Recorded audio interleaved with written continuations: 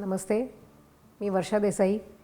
गेली 10 वर्षापेक्षा जास्त काळ पुणे येथे वास्तव्यास आहे. याच्या आधी मी सर्वात पहिल्या पुण्यातील आंबेगाव या एरियामध्ये राहत होते. त्याच्यानंतर मी आता सध्या पिंपरी येथे शिफ्ट झालेली आहे.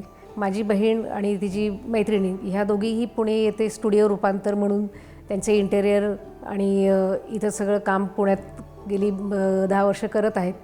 तर त्यामुळं मला त्यांची माहिती होती आणि त्यांनी बऱ्याच लोकांचे प्रोजेक्ट्स केले होते आणि तेव्हाच मी ठरवलेलं होतं की माझ्याही घराचं काम मी ह्या दोघींकडनंच करणार आहे.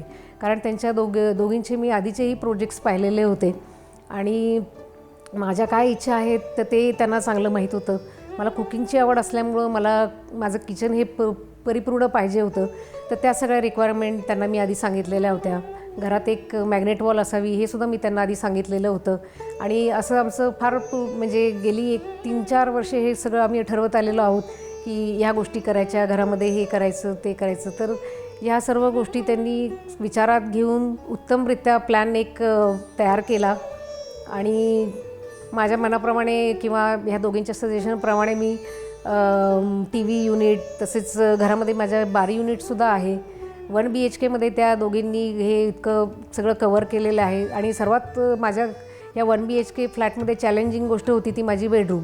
माझं पूर्ण घर हे 557 स्क्वेअर फीट आहे, पण त्याच्यामध्ये माझं बेडरूम ही त्या मानानं छोटी आहे आणि मुलगाही माझा आत्ता 8वीत आहे. तर त्यालासुद्धा बेडरूममध्ये स्टडीसाठी त्याच्यासाठी आणि माझ्यासाठी व्यवस्थित जागा मिळून तर ती जी सुरुवातीला जी रूम छोटी वाटली होती आज सगळं फर्निचर केलेलं आहे, अत्यंत सुंदर दिसत आहे किंवा सर्व गोष्टी ऑक्युपाय छान केलेल्या आहेत, उत्तम डिझाईन केलेलं आहे.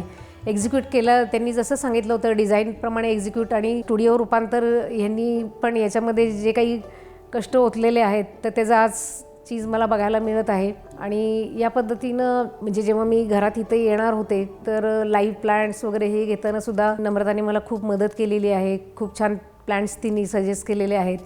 तर इंटेरियर आणि ह्या गोष्टीची त्यांनी फार सुंदररित्या इथे दाखवून दिलेलं आहे की किती चांगलं करू शकतो आपण. मला असं वाटतं की स्टुडिओ रूपांतरचा हा आजवर झालेला प्रोजेक्टमधला एक वेगळा प्रोजेक्ट आहे आणि मीही त्यांना मोकळीक देऊन त्यांनीही मला काही सजेशन्स देऊन शेवटी हे म्युच्युअल अंडरस्टँडिंगमधनं होणारी कामं आहेत.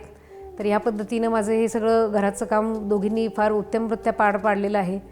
त्यामुळं मी या स्टुडिओ रूपांतरमधील वंदना आणि नम्रता या दोघींनाही धन्यवाद देऊ इच्छिते आणि त्यांच्या पुढील करिअरसाठी शुभेच्छा देऊ इच्छिते. धन्यवाद.